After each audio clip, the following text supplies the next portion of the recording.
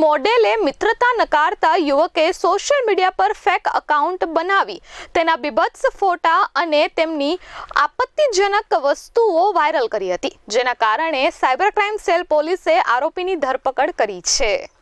સુરતની એક મોડલને ઇન્સ્ટાગ્રામ અને ફેસબુક પર નકલી એકાઉન્ટ બનાવી બીભત્સ ફોટા અને અપમાનજનક મેસેજ મોકલી હેરાન કરવાના કેસમાં વડોદરાના ગ્રાફિક્સ ડિઝાઇનર અંકિત હસમુખભાઈ શાહની સાયબર ક્રાઇમ સેલે ધરપકડ કરી છે। પોલીસ તપાસમાં સામે આવ્યું છે કે મોડેલિંગના કામ દરમિયાન બંનેનો પરિચય થયો હતો, પરંતુ મોડલે મિત્રતા કે સંબંધ રાખવાનો ઇનકાર કરતા આરોપીએ આક્રોશમાં બદલા લેવા આ ઘૃણાસ્પદ કૃત્ય આચર્યું હતું।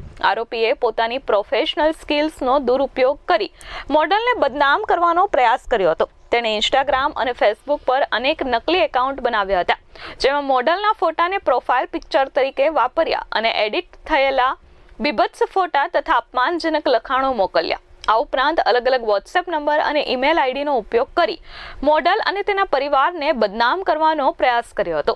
પોલીસે આરોપીના નકલી એકાઉન્ટ્સ, એડિટેડ ફોટા અને મેસેજની તપાસ શરૂ કરી છે। Bureau report S24 news, Surat.